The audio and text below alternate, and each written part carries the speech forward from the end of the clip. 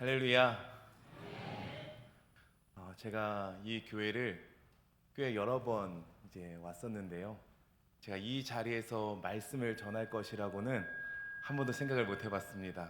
근데 오늘 선교사로서 오늘 이렇게 말씀을 나눌 수 있는 좋은 기회를 허락해 주셔서 너무 감사드리고요. 참 부족한 자인데 겸손하게 하나님 말씀 전하고 가겠습니다. 오늘 믿음으로 사는 삶이라는 제목으로 오늘 하나님 말씀을 나누기를 원합니다. 한 목사님이요, 신학교에서 설교를 하시면서 이런 질문을 하셨다고 합니다. 지금 믿음으로 살고 계십니까? 믿음으로 살고 계신 분 한번 손 들어 보시겠습니까? 라고 질문을 했는데요. 신학생들인데 아무도 손을 들지 못하더랍니다. 그래서 말씀을 한 구절 읽었다고 해요. 로마서 1장 17절인데 복음에는 하나님의 의가 나타나서 믿음으로 믿음에 이르게 하나니 기록된 바 오직 의인은 믿음으로 말미암아 살리라 함과 같으니라. 이 말씀을요 읽으신 뒤에 다시 질문하셨다고 합니다. 오직 의인은 믿음으로 말미암아 믿음으로 살아야 한다라고 했는데 믿음으로 그럼 사는 것이 무엇입니까? 라고 질문을 했는데 한 사람이 대답하기를 말씀대로 살아가는 것입니다 라고 대답을 했습니다. 그래서 다시 질문했대요. 그래요? 그럼 지금 말씀대로 살고 계십니까? 대답을 못하죠. 그럼 믿음으로 안 사시네요. 우리 모두는 다 믿음으로 살고 싶습니다. 그렇게 살기를 소망합니다.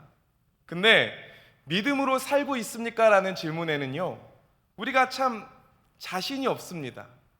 손을 들고 네, 저는 지금 믿음으로 잘 살고 있습니다, 말씀대로 잘 살고 있습니다 라고 대답하기가 참 쉽지 않습니다. 믿음으로 사는 삶이 무엇이겠습니까? 오늘 그것들을 한번 생각해 보기를 원합니다. 우리가 오늘 뒤에 26절, 27절을 따로 읽었는데요, 제가 그 부분을 다시 한번 읽겠습니다. 내가 아버지께로부터 너희에게 보낼 보혜사 곧 아버지께로부터 나오시는 진리의 성령이 오실 때에 그가 나를 증언하실 것이요 너희도 처음부터 나와 함께 있었으므로 증언하느니라. 이 말씀에는요 중요한 세 가지 단어가 나오고 있습니다. 무엇이냐면요 성령, 진리, 증언입니다. 이 단어를 이해하기 위해서는요 두 나라를 살펴봐야 합니다. 하나는 하나님 나라이고요 하나는 세상 나라입니다. 이 두 나라가 언제 시작하냐면 창세기 때부터 시작이 됩니다. 자연 만물 이전에 이 세상에는 어둠과 혼돈, 텅 빈 상태였다라고 합니다. 하나님께서 영으로 그 어둠과 혼돈의 세상을 품으심으로 모든 생명과 빛과 질서가 생겼습니다. 창세기 1장을 보면 말씀으로 모든 우주 만물과 인간을 창조하십니다. 하나님이 말씀하셨고 피조물이 순종했습니다. 그래서 이 세상이 만들어졌습니다. 이 모든 것이 드러내는 것이 무엇이냐면요 하나님이 온 우주의 왕 되심입니다. 창세기 1장의 창조 역사 속에서 성령, 진리, 증언이 이루어지는데요 성령님께서 온 땅을 품으셨고 말씀 가운데 이 세상이 순종함으로 말미암아 하나님의 왕되심이 드러나게 되었습니다. 이 반복은 창세기 2장에서도 계속됩니다. 하나님께서 사람을 흙으로 만드셨습니다. 사람을 지으신 후에 한 가지 행동이 추가되는데 여호와 하나님이 땅의 흙으로 사람을 지으시고 생기를 그 코에 불어넣으시니 사람이 생명이 되니라.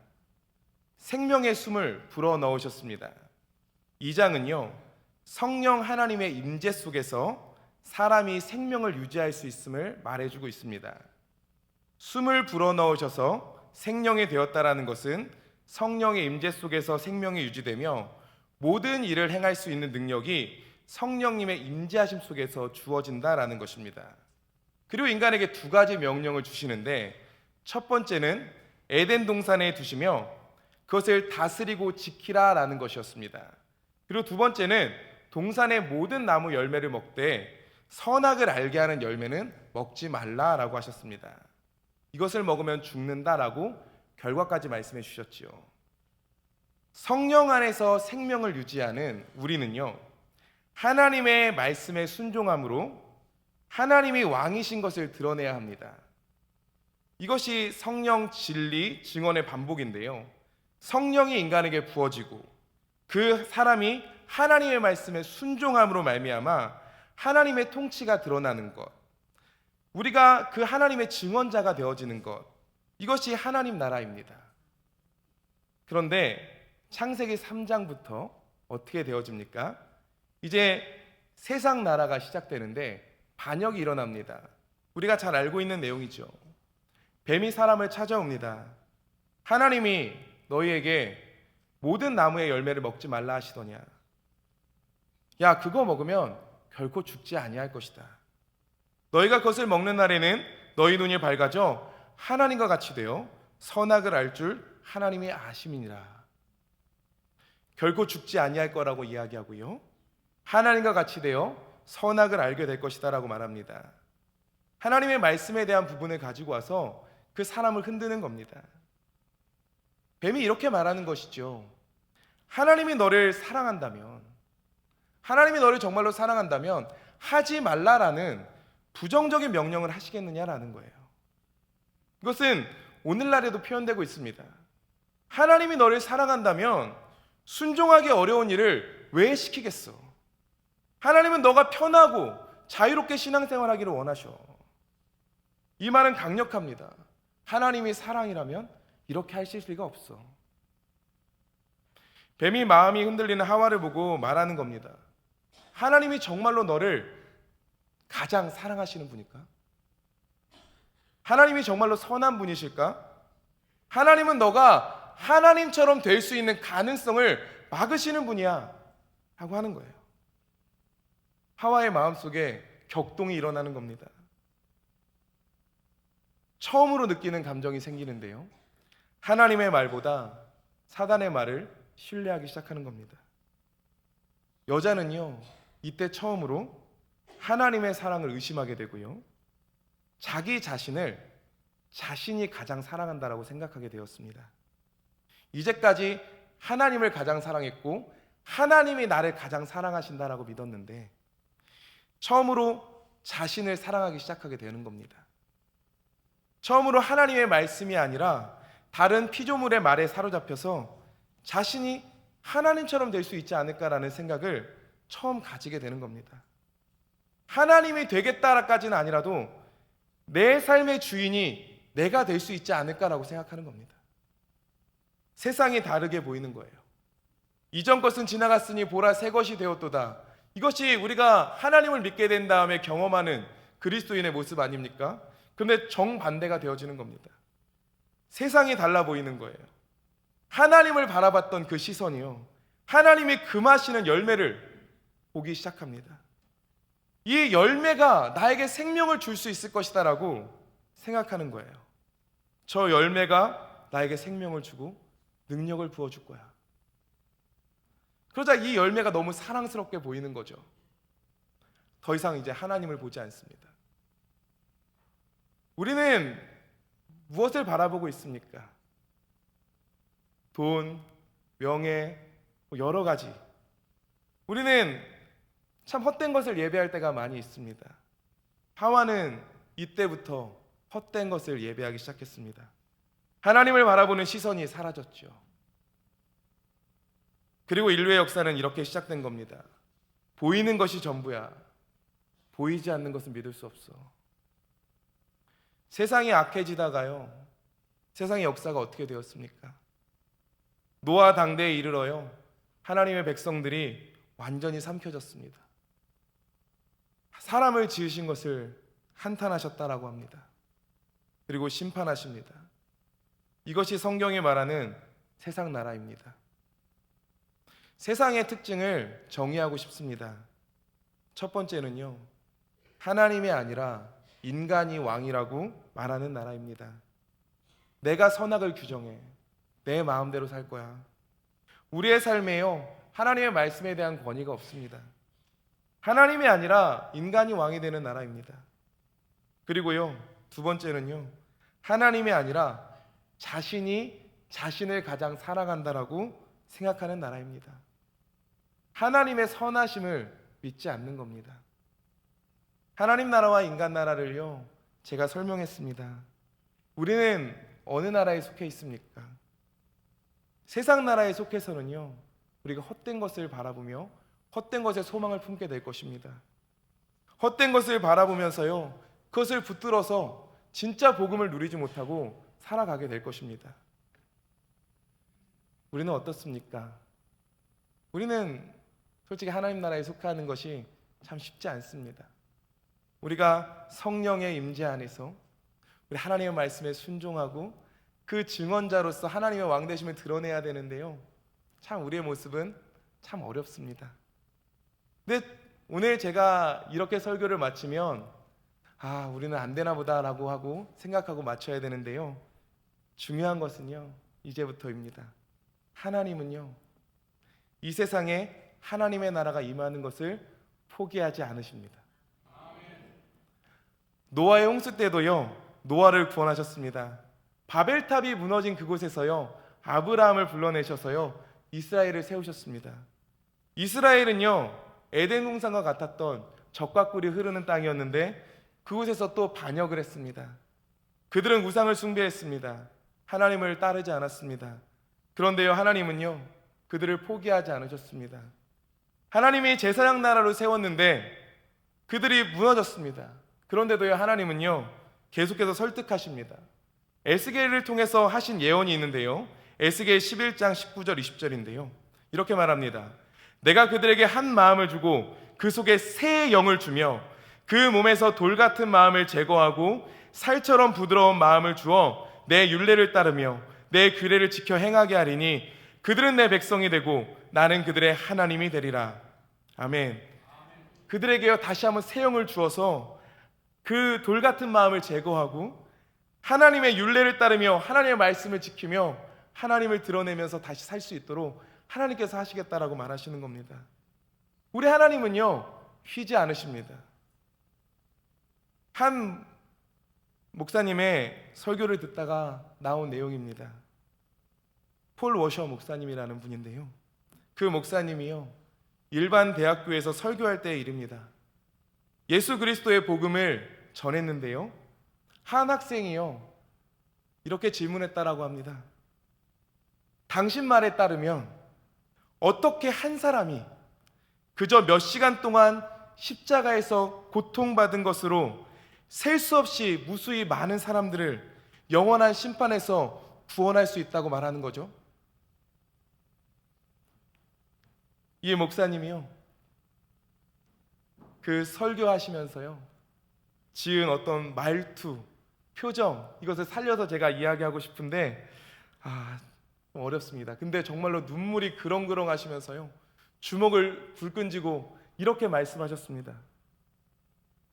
어떻게 한 사람이 혼자 나무에 달려 몇 시간 동안 죽어감으로써 수많은 사람들을 영원히 지옥으로부터 구원할 수 있냐고, 그것을 알고 싶다고 이야기하셨습니까? 왜냐하면 그 한 사람은 모든 사람을 합친 것보다 더 귀하기 때문입니다. 모든 산들과 작은 언덕들, 세상의 모든 것, 모든 행성들과 별들, 아름다운 모든 형태와 기쁨을 주는 모든 것들까지, 그 모든 것을 다 가져와서 저울 한쪽에 올려놓고 그 반대쪽에 그리스도를 둔다면 그분은 그 모든 것들 합친 것보다 비교할 수 없이 가치 있으십니다. 그분은 그 모든 것들보다 가치 있으십니다. 바로 이분 그리스도, 우리가 따라가야 될 오직 한 분이십니다. 그분의 영광에 사로잡히기 위하여 살아가십시오. 그 목사님이 이렇게 이야기했다라고 합니다. 어떤 것보다도 비교할 수 없는 그 가치를 지니신 예수 그리스도, 하나님이 우리를 포기하지 않으시는 그 사랑의 절정입니다. 그분은 우리를 위해서 오셨고 우리를 위해서 죽으셨습니다. 우리의 왕은요, 자신의 사랑을 드러내는 일에 쉬지 않으십니다. 생명을 내어주시면서까지요. 예수님은요, 오늘 자신이 포도나무라고 하십니다. 성령님과 사람의 관계를 말하고 있는 겁니다. 우리는 성령님이 함께 하실 때 하나님 말씀에 순종하고 진짜 생명을 가지게 됩니다. 그 보혜사 성령님이요, 우리를 도와주시고 변호하셔야 우리는 모든 것을 할 수 있습니다. 오늘 말합니다. 우리가 그 포도나무에서 떨어지면 안 된다고요. 선악과를 먹으면 정령 죽으리라라고 하셨는데요, 하나님을 떠나면 정령 죽으리라, 이것이요 사랑에 위배되는 말씀입니까? 아니요. 가지가 나무에서 떨어지면 당연히 죽는 겁니다. 우리가 하나님의 앞에 붙어 있지 않으면 우리는 죽는 겁니다. 우리는 그분의 사랑이 없이는 살 수 없습니다. 그 사랑 안에 거하지 않으면요, 우리는 생명을 잃어버리는 겁니다. 세상 나라는요 말합니다. 내가 나를 제일 사랑해. 내 가족을 사랑하는 것도 나야. 그러면서 그 방법으로 무엇을 찾습니까? 물질을 찾고 돈을 찾고 권력을 찾습니다. 그것이 우리 아이를 행복하게 해주는 거야. 그것이 우리 가족을 온전하게 하는 거야.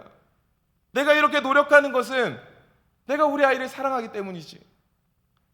내가 나를, 내 가족을 가장 사랑하는 방법이요, 우리는 아닌 것 같지만 세상에 있다라고 생각을 하는 겁니다. 하나님 나라는 어떤 나라입니까? 하나님이 나를, 내 가족을, 내 자녀를 가장 사랑하심을 믿는 거예요. 그분이 우리를 사랑하시기에 그분이 우리를 선하신 길로 이끄실 것임을 믿고 그분 앞에 모든 것을 맡겨드리며 살아가는 겁니다. 예수님이 보여주신 것은 이것입니다. 두 나라 백성이 갈라지는 지점이 어디인가? 누가 가장 나를 사랑하는가 임이에요. 이것에 대한 답이요, 우리의 시민권을 결정합니다. 하나님이 나를 나보다 더 사랑해. 믿으십니까? 내가 나를 사랑하는 것보다 하나님이 나를 더 사랑하신다라는 거예요. 이것을 믿고 살아가는 사람, 이 사람은 하나님의 나라의 백성입니다. 그러나 내가 나를 더 사랑하지, 내 인생은 내가 책임지는 거지 라고 하면 이것은 세상 나라에 속한 사람이 되는 겁니다.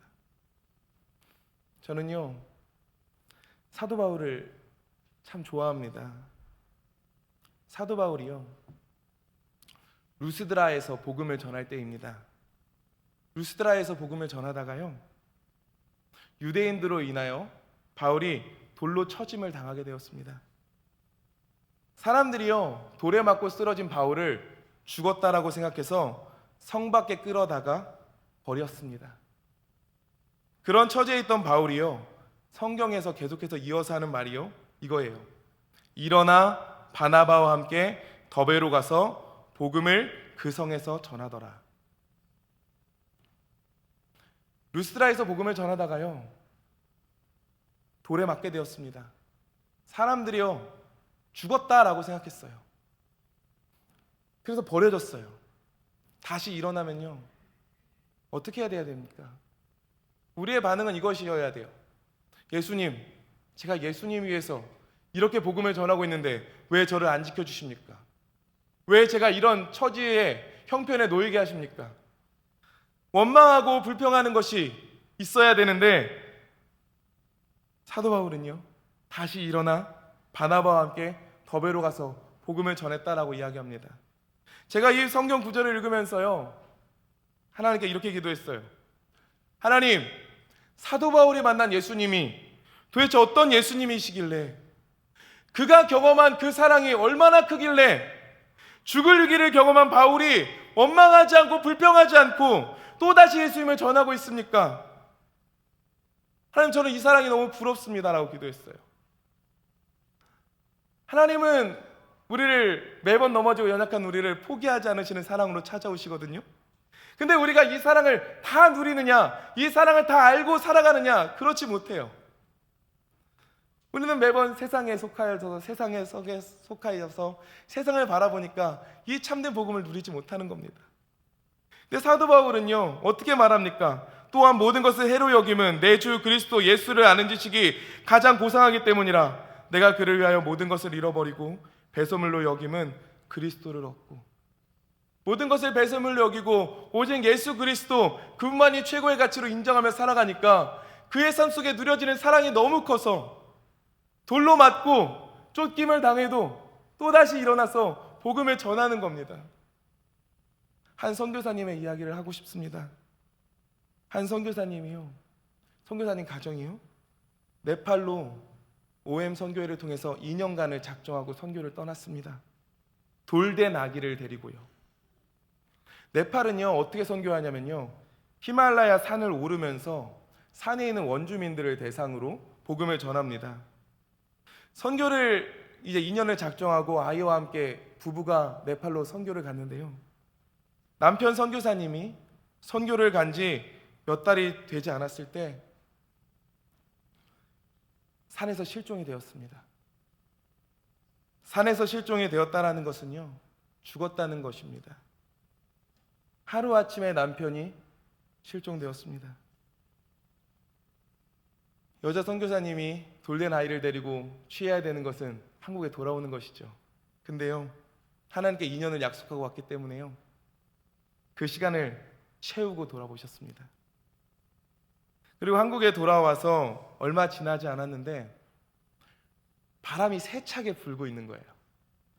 근데 이제 네팔은 고산지대다 보니까 바람이 많이 불어서 이제 네팔을 생각하면서 그 바람을 맞고 있었는데 그 바람에 나무가 흔들리는 것을 보게 된 겁니다. 근데 그 나무가 흔들리는 것을 보다가 털썩 주저앉아서 눈물을 흘리기 시작했어요. 왜 울었냐면요, 그 바람에 흔들리는 그 나무가 자신의 신앙인 것 같아서요. 하나님, 제 신앙이 저 나무와 같습니다. 제가 너무 흔들리네요. 눈물을 흘리는데요, 하나님이 주시는 마음이 이것이었다라고 합니다. 딸아, 흔들려도 괜찮아. 딸아, 흔들려도 괜찮아. 제가 이 간증을 들으면서요, 이런 생각을 했습니다. 하나님의 사랑을 얼마나 누리고 있길래 네팔에서 남편이 실종되어도 하나님과의 약속을 지키며 바람에 흔들리는 나무를 보고 하나님, 제 신앙이 흔들리네요 라고 하면서 눈물을 흘리냐고요. 남편이 죽었으면 원망하고 흔들리는 것이, 하나님, 제가 흔들리는 게 당연하죠, 하나님, 제가 이렇게 하는 게 당연하죠 라고 해야 되는데, 하나님, 제가 흔들리네요 하고 눈물을 흘리는 모습에 참 제가 너무 부끄러웠습니다. 그러면서 또 한편으로는 딸아, 흔들려도 괜찮아, 딸아, 흔들려도 괜찮아라는 그 하나님의 말씀에 위로를 받으며 힘을 얻는 그 모습 속에서 참 도전이 많이 되었습니다. 우리가 이 세상에서 살아가는데 가장 어려운 것은요, 나를 너무 사랑하는 거예요. 내 생각, 내 계획, 내 방법, 내 욕망, 내 욕구를 너무 사랑하는 거예요. 이것을 사랑하느라 하나님이 나를 사랑하는 것을 놓쳐요. 하나님은 너무 큰 사랑으로 우리를 사랑하고 찾아오시거든요. 우리가 이것을 어떻게 극복할 수 있느냐? 로마서 5장 8절입니다. 우리가 아직 죄인 되었을 때 그리스도께서 우리를 위하여 죽으심으로 하나님께서 우리에 대한 자기의 사랑을 확증하셨느니라. 우리를 먼저 사랑해 주셨고 그 사랑을 확증하신 분이 있기에 우리는 우리의 삶을 내려놓고 다시 하나님께로 나아갈 수 있다는 것입니다. 나보다 나를 사랑하시는 분이 있다는 것, 이것을 기억하십시오. 나보다 나를 더 사랑해서 나에게 매번 찾아오시며 나를 위로하시고 나를 선한 길로 이끄시는 그 하나님을 발견하시며 이 사랑을 마음껏 누리시는 여러분들이 되시기를 소망합니다. 세상 나라를 쫓아가지 마십시오. 우리 안에 성령님을 보내셨습니다. 그분이 우리를 도우십니다. 제가 오늘 여기서 설교할 수 있는 이유는요, 이제 저희 가정이 태국으로 선교를 가기 때문입니다. 제가 이번 여름에요, 섬기고 있는 교회 청년들을 데리고 캄보디아로 단기 선교를 갔다 왔습니다. 마지막 날 사역을 마치고 같이 나눔을 하면서 제가 이런 이야기를 했습니다. 저는 선교사 지망생입니다. 영국에 제가 10년 전에 선교를 갔다 왔는데 결혼하고 아이를 낳고 하다 보니 다시 선교를 못 나가고 있는데 이제 다시 선교를 가려고 합니다라고 이야기했어요. 그러면서 계속 이야기하기를 이렇게 이야기했습니다. 솔직히 저 혼자면 얼마든지 나갈 수 있겠다. 아니, 아내랑 둘이어도 충분히 갈 수 있겠다. 근데 우리 아이들이 고생할 것을 생각하니까 솔직히 다시 나가는 것이 두렵다라고 이야기하면서요. 그런데 하나님께서 이번 선교를 통해서 이런 마음을 주신다라는 것을 고백했었습니다. 제 이름이 석훈인데요. 석훈아, 너는 너의 것이 아니고 너의 아내도 너의 것이 아니고 너의 아내도 너의 아들도 너의 딸도 너의 것이 아니다. 너도 내 것이고 너의 아내도 내 것이고 너의 자녀도 내 것이다. 제가 이 마음에 다시 선교를 갈 힘을 얻었고 담대함을 얻었다라고 하면서 하나님이 나를 사랑하시는 것을 너무 잘 안다라고 하면서 낮은 곳에서 겸손하게 선교하며 하나님과 친밀하게 동행할 수 있다면 참 내 삶이 행복할 것 같다라는 이야기를 하고 왔습니다. 저와 저희 가족이요, 이제 1월 말에 태국으로 선교를 갑니다. 목사이지만 저도 너무 연약하고요. 저희 가족은 다 연약합니다. 믿음으로 사는 삶이라고 이야기했지만 믿음으로 살지 못하고 넘어지고 쓰러지고 하나님 원망하는 순간이 찾아올 수 있을 것이다라고 생각을 합니다. 그러나 하나님이 저희 가정을 저희보다 더 사랑하시기에 하나님이 이끄실 것을 믿기에 저희는 순종하며 이제 나아가려고 합니다. 저희가 선교를 간다라고 하면 대단하다라고 하시는 분들이 있습니다. 저희는 전혀 대단하지 않습니다.